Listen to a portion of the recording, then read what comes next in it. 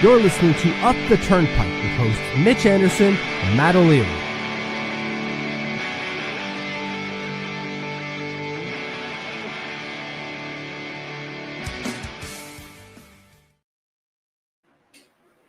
Oh, I didn't change the top here. Let me change the top here, everyone.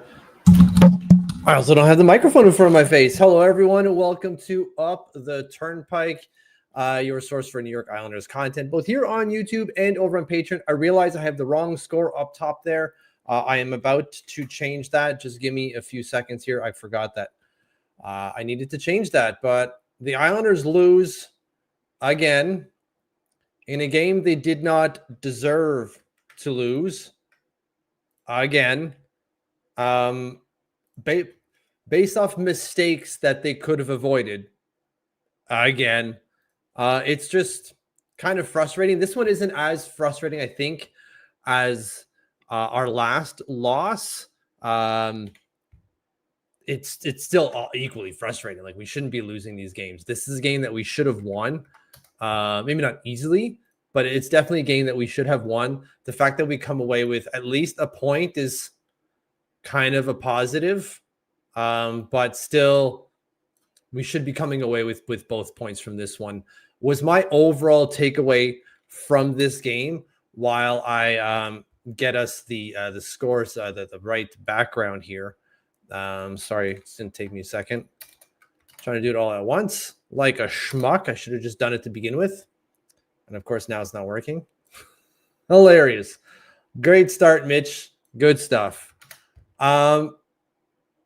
It starts off really, you know what? I'm just gonna do it this way. You know what?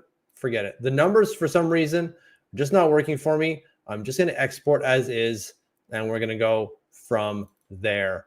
So give me one more quick second to get this uploaded here, because export. Pardon me. Should have done this earlier, but I didn't. More there. Clicking on things. I'm really just talking to myself at this point, because I'm just guiding myself through the process before, so I don't forget something here. Post-game show. And there we go. And now let it load. Let it load. There we go. We don't have the score up there because something's not working with my computer, but we've got at least the right teams, and that's really all that matters. All right, let me flip over here. Let me get back into this thing. Okay, so I see a lot of comments here. We're going to get through all of them. There's not a ton, but like, we're going to get through all of these comments. I see there's 19 people on the broadcast. Hit like and subscribe if you have not done that yet. It helps us grow this channel and reach more Islander fans. But the overall comment from this game was that, at least from myself, before we get into breaking down the goals and everything, is the Islanders should have won. They should have won this game. And that's not just me being an Islanders homer. Even the numbers support that. Like, Money Pucks deserve to win a meter, 79.7%. In this instance, we lost the game. It was our own fault. But it wasn't like the last one, right? Our last game that we lost, we should have won, but we just weren't getting quality shots. We were getting shots. We scored 3 goals. That's usually enough to win a game, typically. But we just shot ourselves in the foot, specifically Tony DeAngelo here, as we're seeing from Nick Canetta. Like, and we'll get to that in a second, but that one goal, just ridiculous. Anyways, let's get to some of these goals here and go through our normal kind of post-game show. It is just going to be me today because Matt has Thanksgiving stuff. Apparently that's a thing still. Unbelievable, huh? Unbelievable. Just doesn't want to be here, apparently. I'm kidding, of course. Okay, first goal, Tyson Foerster gets the Philadelphia Flyers on the board 8 minutes and 30 seconds into the game on a lucky bounce off of Heineman. You'll see here that Heineman's taking the high. He's the third forward in, and this puck here, it doesn't do justice in the visualization that as the puck is coming across, it kind of just bounces off him, and he's not ready for it. He should have been ready, but he was not. And then Foerster capitalizes on it and walks in and gets a shot on Rittich. Maybe someone out there is like, maybe Rittich could have done a little bit better. But when you're one-on-one on a goalie like Foerster was here, there's not really a whole lot a goalie can do other than just try to get as big as possible and hopefully he hits you. That's not what happened here. Right? Watch this. Like, maybe a defenseman should have been here. Like, if I could go back here and just kind of slow it down right when the puck is about to hit Heineman. Maybe we can isolate what's going on, but like Travis Mitchell maybe should, no, not Mitchell. That's Jonathan Drouin. So you have Matthew Schaefer up high. You have Tony DeAngelo down low on the one side. And you had Jonathan Drouin there, who's not a defenseman, but still vacate this position. So once it bounces off Heineman, both Drouin and Bo Horvat kind of vacate that spot. Watch, boom. And now he's able to walk into this wild real estate right through the slot. And again, there's not a whole lot that David Riddick could do there. It's you try to make yourself big and you hope to God it hits you. It didn't. And we're down 1-0, which isn't awful. Obviously, you want to score the first goal because in hockey, scoring the first goal is wildly important to winning. It's how do you respond from that? Well, they responded about as shittily as you can imagine, specifically when it comes to Tony DeAngelo. The play here, just awful stuff here. So again, you see Tony D's on the ice here.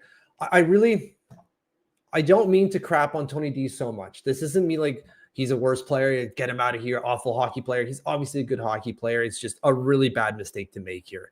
And again, the visualization will do it a ton of justice. I wish that we can give you actual video from the game, but if we did that, it would demonetize us, which kind of defeats the purpose for us of doing these things. But either way, you see him here, puck's coming in, and this isn't where the mistake happens. It's right when he's about to get it here. So Tony D is going for the puck. And maybe it's not fair to crap on Tony DeAngelo entirely here because he, as he's going to get this puck, believes that Adam Pelech, who's right here, is going to kind of, I wish I could put arrows here. I might be able to do that. Can I do that? Can StreamYards, can I do that? I don't think I can. I wish I could put some sort of like notations on the screen. Either way, as Adam Pelech is trying to get to, slow down, Mitch. As Tony DeAngelo is going to catch this puck, he believes that Adam Pelech is then going to go towards the middle, giving him an outlet.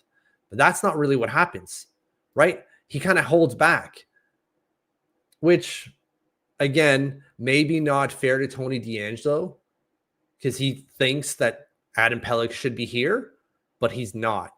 And that's where the problem lies, is that he doesn't look. He doesn't actually move his head back. You can see a little bit of a tilt, but by then the puck's already gone off his stick. He's looking to see where his pass went after he released it. That's not what you got to do, man. And obviously, of course, he can get back on me like, I don't see you playing NHL hockey. And you're absolutely right, Tony DeAngelo.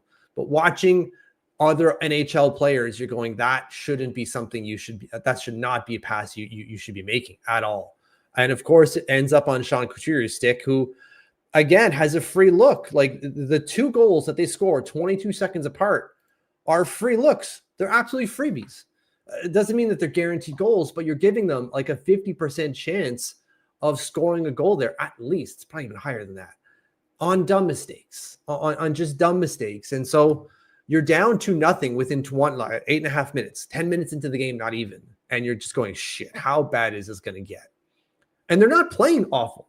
The Islanders were not playing awful up until that point. They really weren't. They weren't playing awful the entire game.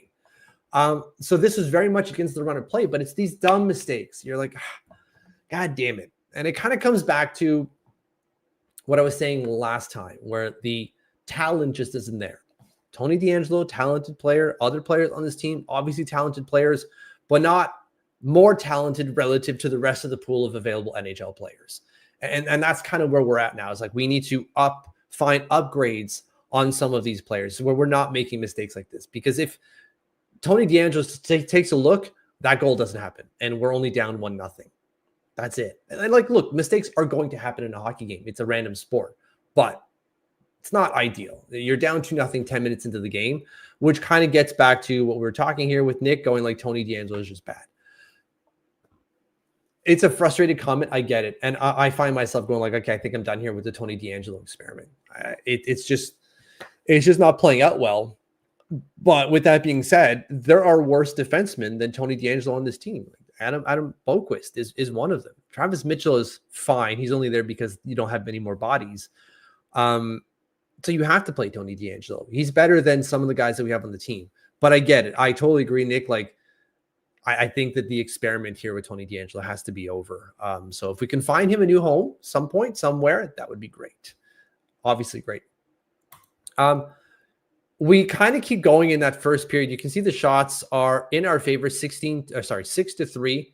It was still a low event first period, but we still kept the pressure on, even though we were down 2-0. Like, we weren't out of the game in any way, except for the scoreline, I guess, which is pretty important. We get a dumb penalty at the end of the second period. 3 seconds, I think, left in the second period, right? If I scroll down, it'll show us 4 seconds.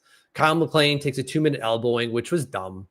Like, he's trying to finish a hit, but he's going through at the elbows kind of high. So it's a fair penalty. And when I say it's dumb, it's just unnecessary to take. Anyways, he takes a 2-minute elbowing penalty. It transfers over, obviously, into the second period. And then Trevor Zegras makes it count, kind of. Again, just a mistake goal. Not a bad mistake. Nothing you want to crucify anyone over, but just like it kind of happens kind of thing. They're playing the puck around, and you're going to see it basically goes off our own player, right? So again, it's going to cross ice. It's going here, and he being Zegras is going to throw it on the net, and I believe it goes off Adam Pelech. They don't even show it. Good job. Good job, NHL.com. But basically what happens is Zegras throws it towards the net. It bounces off Adam Pelech in, which is going to happen. It will. You throw pucks in the net, good things happen. That's what's supposed to happen.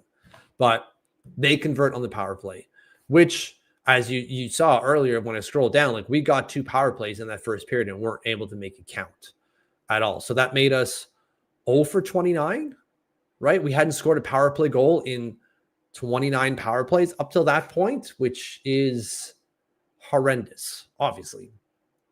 And I had thought going into this game that they were going to make some changes on the power play. And I see a comment here about the power play, and I'll toss that on in a second. I thought they were making changes on the power play in terms of personnel. They eventually did, although they were forced into that change. But having Jonathan Drouin there on the far side, we talked about on the last post game, I don't think that's the right spot for him. But especially on that power play when you have Matthew Barzal, I think it's overkill. Dr. Dragoon Koopa says this team could have a power play last an entire period and still managed to find a way not to score. Yeah, man, that's how it felt. It honestly did. It felt like that for most of the game. Sometimes the power play looks really good, that they're moving it about and they're getting opportunities most of the time when Schaefer's out there. But they're just not able to get it to go. And it's really frustrating to see. There's just not enough movement yet. They're starting to, like, Schaefer's starting to venture a little bit more. And I think players are starting to figure out where they need to be. But I felt in this game, the power play really came to life in the later portions of the game. Obviously, they score a power play goal, or you can probably see it on the screen there a little bit later in the game. So we'll get to that. But they make one change to the power play, and it works. Hopefully, that forces them to do that change going forward. And we're going to talk about that change a little bit later there. But the Islanders are down 3-0, 1 minute and 55 seconds into the second period. Still a ton of time. Like Matt would say, they're still swimming in time here. It's trending in the wrong direction, right? We have now been outscored 6-1 in the last 4 periods and a little bit and change. That's not good. We need to turn that around.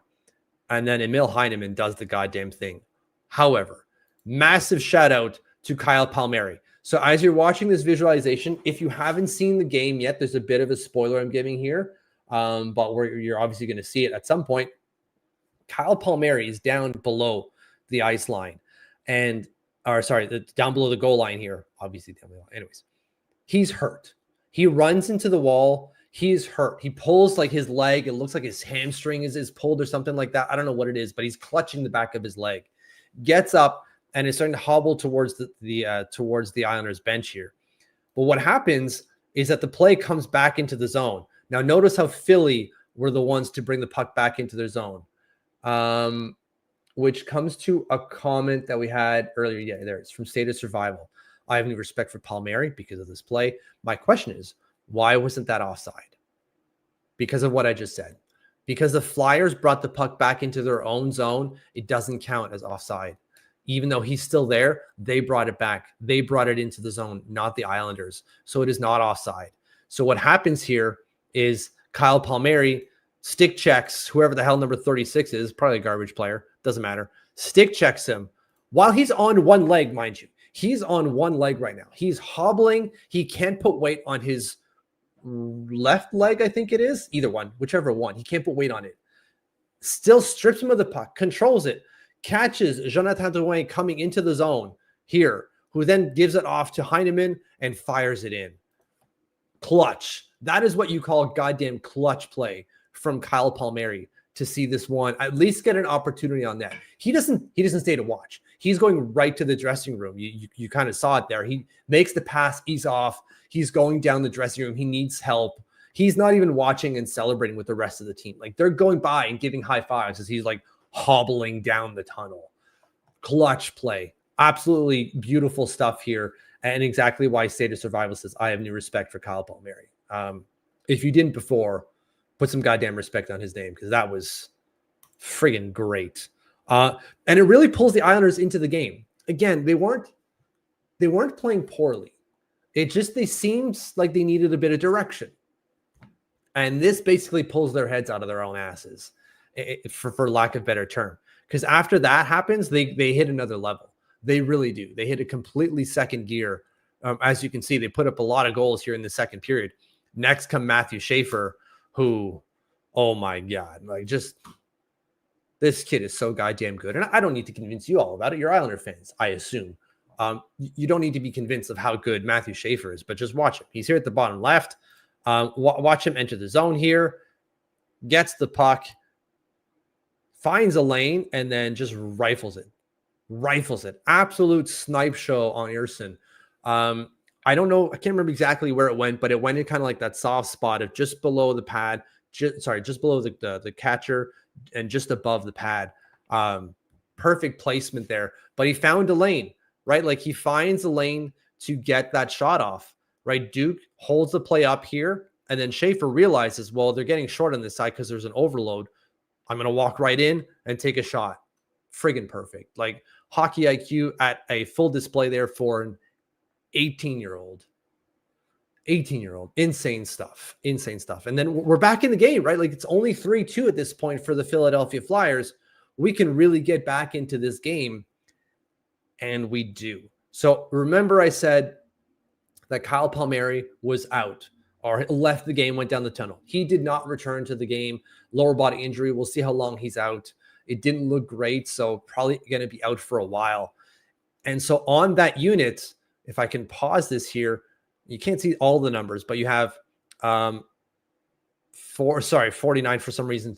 Really threw me specifically with the positioning, is Shabanov. So they put Shabanov on this power play instead of, I believe, who's supposed to be Jonathan Drouin. They take Drouin off and they put Shabanov with Barzal. Makes sense. Lee in front, obviously. Bo in the bumper spot, and then Schaefer's the one defenseman. And it freaking works. Watch how they're moving the puck around here. Shabs at the top. He's not going to take that shot, but he's going to make a great pass. And just, again, maybe you didn't see it there, but as Schaefer's taking the shot, Shabanov gets a stick on it and bounces off his stick, deflects off of that onto Anders Lee's butt and into the net. And they score a goddamn power play goal. They're first in, I believe, 30 attempts. Let me scroll down. No, there's another one here for hooking. So, yeah, sorry, that was the one. So 1 in 30 over their last 30. Embarrassing stuff, but they make that change with Shabanov out there, and it changes everything. And now they're tied 3-3. Game on. The Islanders were fantastic in that second period, really kept getting the ice a little bit tilted. It looks not tilted because the shots are 12-13 or 13-12 in favor of the Islanders, but still, they really fought back in that period and looked fantastic in that second period. Obviously, you score 3 goals, it's going to be great. And with the ice as tilted as it was, I thought, here we go. They're going to score a 4th goal in the third period. They don't. They even get a 4-minute double minor for Matt Denichkov on Callum Ritchie late, right, at 13:20. So they're going to have 4 minutes. That's basically the rest of the game. You have 2 opportunities to basically win this one. And obviously, as you can tell, they don't. They don't win. They don't score on the power play, but they looked really good. I really like that power play with Shabanov out there. Schaefer was getting a bunch of shots. It looked really good and it was working. It didn't actually work, but if that's how the power play is going to look going forward, then it's going to work more often than not. Of course, it goes through overtime. Nothing really happens other than like a magnificent Adam Pelech shift in overtime. And for some reason, Matthew Barzal flubs the puck on what was 2-on-1, and they don't score. Goes to shootout, and of course, we lose in a shootout. Great goals by Trevor Zegras and Travis Konechny, and we just and Simon Holmstrom. Oh my God, it was amazing. We just couldn't get it to go, so we get a loser point on a game that, again, we should have won. We really should have. Let's get to see your comments here before I do some more like box score stuff, and allows me to see what you guys are all saying. From Andre says, the Islanders didn't even deserve a point today. What? If this team didn't have Schaefer, they bottom 5. Oh, I don't know about that, Andre. That I think is spicy. They deserved to win this game. They didn't because one player, I'm going to say it's Tony DeAngelo.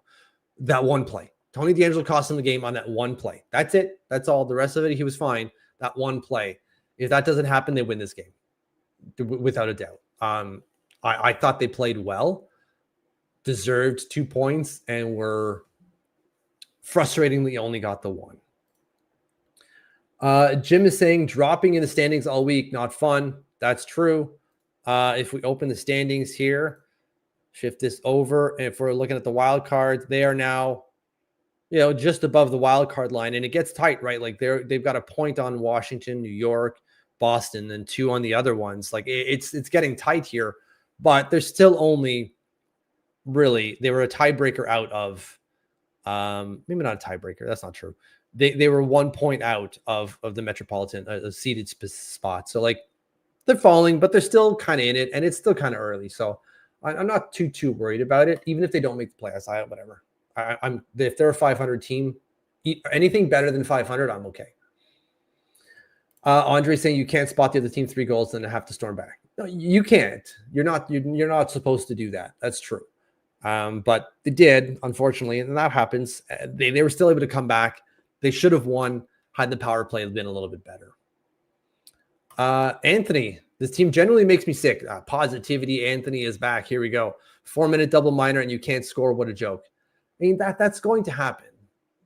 They still did well enough. They're getting a lot of shooting opportunities on that power play, I thought.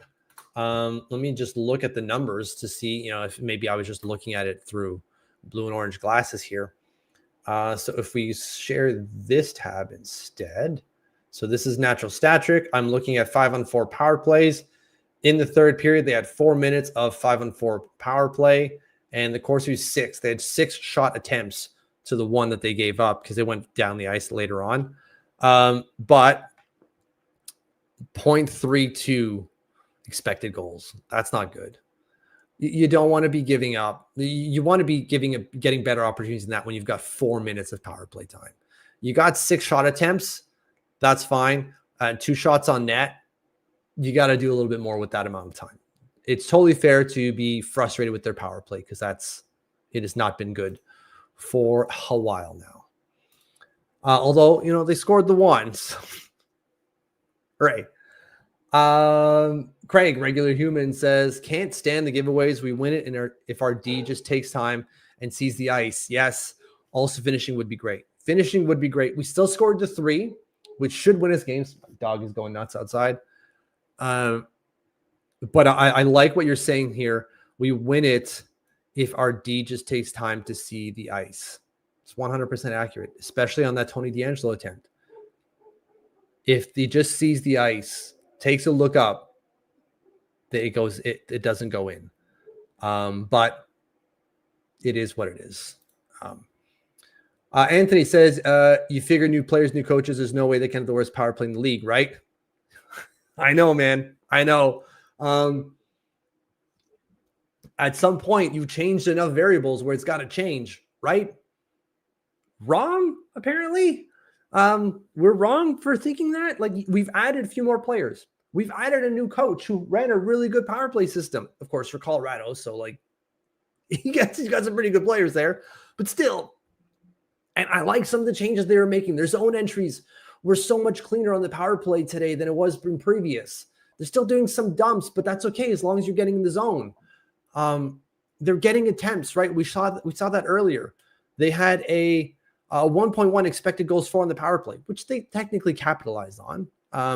They had 17 Corsi, so 17 shot attempts and 12 scoring chances, 6 shots on the actual net on the power play. Like, they're doing good stuff. It's just kind of gets to what Craig was saying with the finishing. The finishing would be just a little bit better. Our power play would be better. It's kind of frustrating because we're doing everything else right. I'll leave the comments for now. We got quite a few. That's fine. And we'll go over here to the rest of it. We'll look at the box score. Isles, again, outshoot them 31-21. So another loss when we're outshooting our opponent. We do well in the faceoff dot, 53% to 46%. Their power play is 50%. Ours is 20%. Whatever. Penalty minutes 10 for them, 4 for us. I'm okay with the 20% here for the Islanders. That's effectively what I want to see a season-wide. Hits 20-17. We had more of the puck, so it makes sense. Block shots, they did more blocking. Again, we had more of the puck, so it makes sense. Giveaways. This is where, who was it that brought up the giveaway talk? It was Craig. 16-13. Can we just manage the puck a little bit better, please? Takeaways 5-4. So that's good. It's getting hot in here with the door closed and the lights on. So we didn't do a great job of managing the puck today, and that kind of cost us, obviously, right? That one giveaway by Tony DeAngelo in our own zone literally cost us a goal. The one giveaway by Emil Heineman in our own zone literally cost us a goal. So 2 fewer giveaways, which would still end up being more than the Philadelphia Flyers, and we win this game comfortably. Sadly, that did not happen. Although, do we, maybe if they don't score those 2 goals to make it 3-0, we don't get up for the fight type of thing? Maybe. I don't know. If we want to look at ice time leaders, which is something we usually do for the Islanders, if we're looking at forwards here, leader on ice time is probably going to be Bo Horvat, 24 minutes, 41 seconds. 6 shots on net. Got to get those to go in, Bo. And he's got to recite that stick. But that's a couple of games down a row where he has not scored. When you're getting 6 shots on net, you got to make one count, buddy. Least amount of ice time for forwards. Obviously, Kyle Palmieri at 9:25, but he didn't play most of the game. So it goes to Kyle McLean at 9:56. I don't know about you guys, but I don't know if he had a particularly good game. There was one shift where he had some speed there, and he was making it work for him. But outside of that, I thought he was largely ineffective and takes the bad penalty too. So not great. For defensemen, I assume Matthew Schaefer by a long shot. Yeah, 28-53 from Matthew Schaefer. A goal and an assist, friggin' great. A 1 shot, which is low. I thought it was going to be higher than that. 4 blocks, amazing, and in 2 giveaways, which the amount of pucks that he sees, fine. Least, Travis Mitchell, obviously 9 minutes.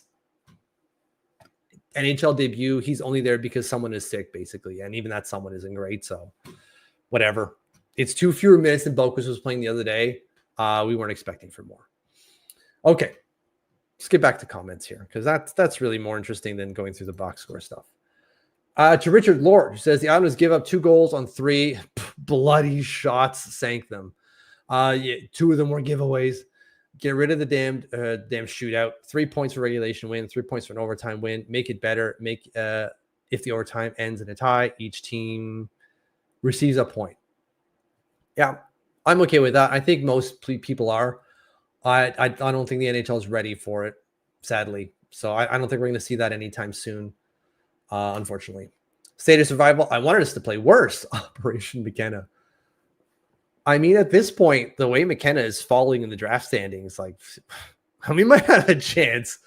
I don't know why he's falling. He's still playing really well for Penn State, but because he's not dominating, the entire league, they're going, oh, clearly he's not a first overall. Okay, he's not an 18-year-old guy. He's a freshman. He's a point per game player. And they have some really, really good veteran players there. Some juniors that are putting up, really good numbers and have for a couple of years now. This is how that league operates. You don't get to step in and play top line minutes just because your name's Gavin McKenna. Pat Brennan. Yeah, I really like D'Angelo, but that was a horrible play. Got to do better. Yep.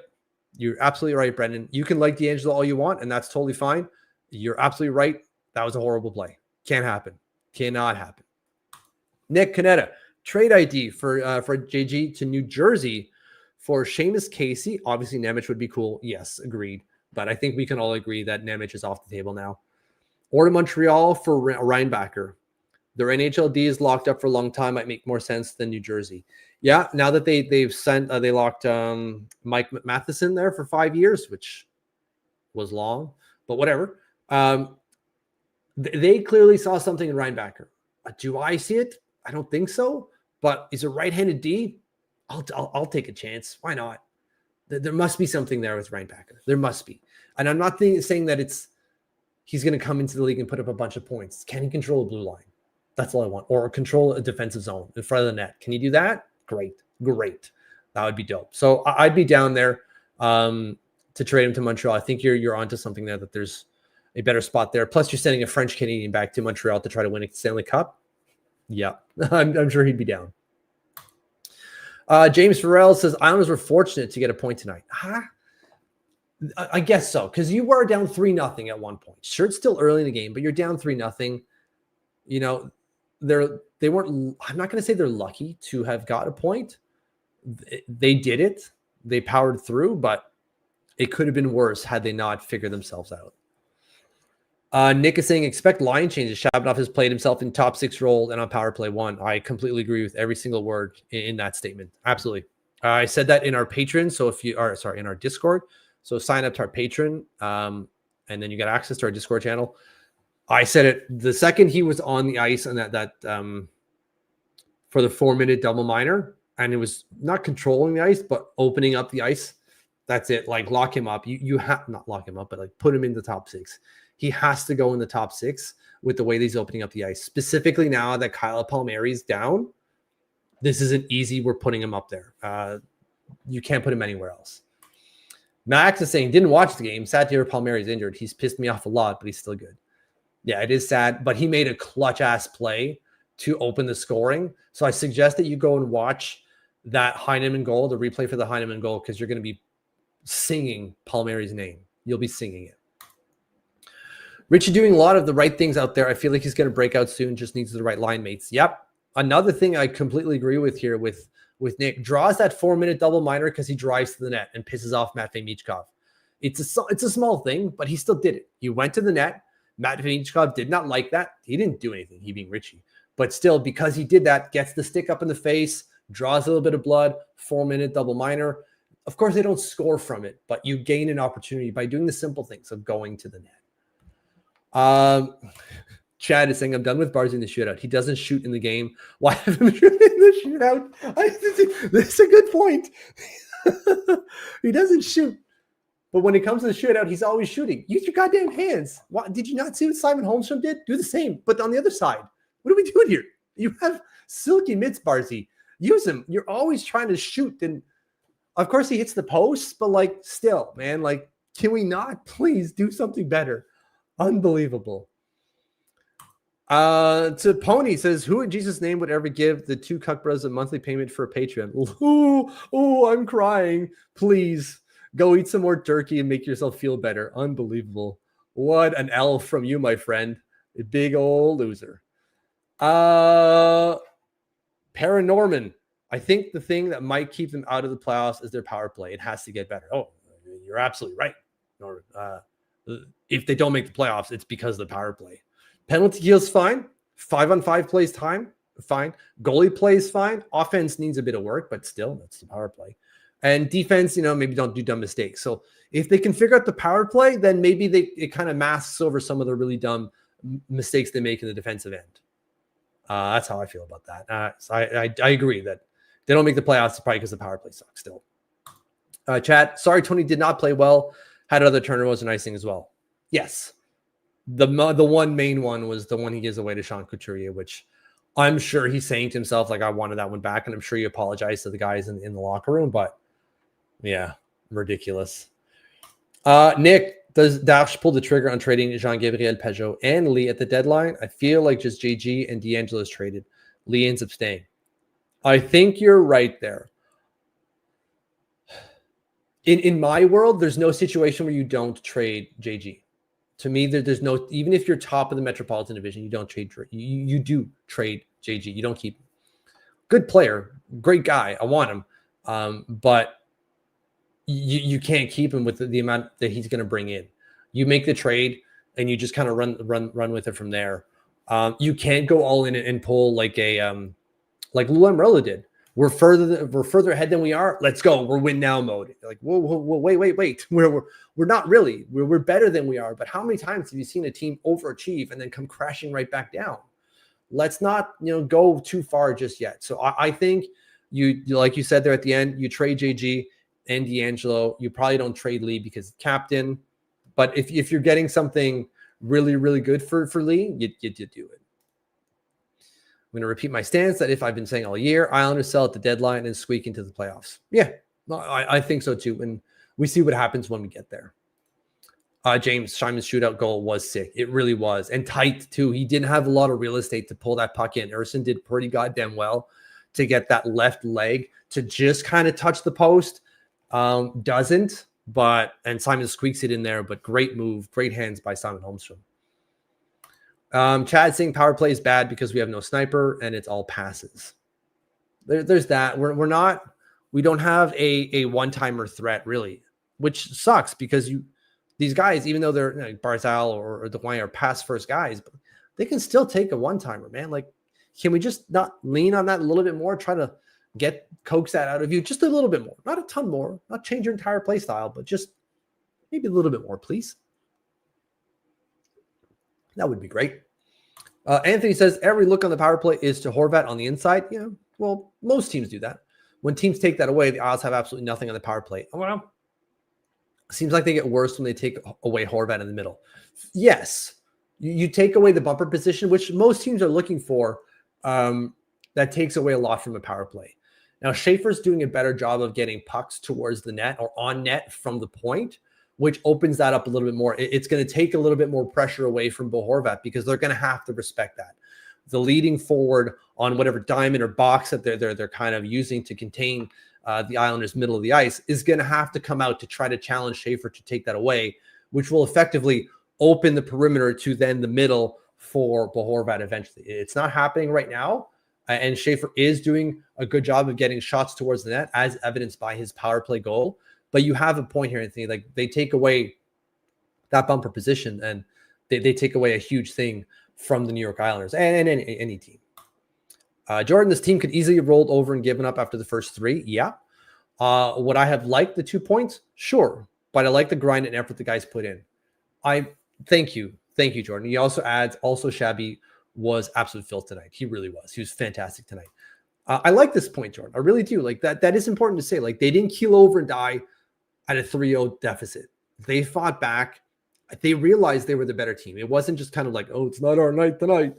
They realized that they had something, that they were the better team, and they pushed that advantage, and they eventually, were rewarded for it. They could have and should have won the game. So I agree with you. Would I have liked the 2 points? We all would have. I'm still not happy that we only got the 1 point. But yeah, like it's an okay point, but I really wish that we had gotten a third one. Max says, don't doubt it. He's always put his body and blood on the line. This is in reference to Kyle Palmieri. Got to respect it no matter what you think. Absolutely. You have to. Like, anyone who's a Kyle hater is going to go and like slow clap that effect, that attempt, that pass that he made. Absolutely. Also, Duclair has such good speed when he's pumping his legs and sick hands. Wonder why he doesn't do that more. Yes, this absolutely, Anthony. He really does. Like, I didn't think that he was a very fast skater. And then I looked up his numbers and I'm like, well, clearly I'm wrong. This guy is in like the 70th to 80th percentile in skating speed. Use that. Maybe he's not 100% yet, although you would think he would be by now. But like, come on, man, more of that, because there is something there with Duke. It's just not coming out right now. Maybe with Palmieri out, we have to rejig some things and he gets more minutes, and that kind of brings it out of him. Maybe. Chad saying, as Matt's honeymoon isn't there, congrats, by the way. I'll post a requisite like and subscribe. So to all you who are hanging around, we're not high numbers, but it is Thanksgiving weekend, and there's a bunch of hockey and a bunch of football, and people are probably in gravy comas, I hope. Please hit the like button and the subscribe button. It really helps us grow this channel and reach more Islander fans. It helps grow the revenue pool that we get from this as well to keep us going and allow us to do more of this going forward. So thank you, Chad. And to finally coming out here to James Farrell says Barzal came close to shootout goal, and I thought Horvat would score too. Barzal did come close. He hit the post. He beat Erson. It just wasn't enough. And then I had a feeling he might score, he being Horvat, but you never know with the Islanders. You never freaking know, especially in the shootout. So that's it. That's all the comments. Thank you, everyone, for sticking around. Thank you for following. Thank you for hitting the like and subscribe button if you have. And if you haven't, please do that. We'll be back here on Sunday. The Islanders play on Sunday, so we'll catch you then. Thank you for watching. Have a good Thanksgiving weekend, everyone.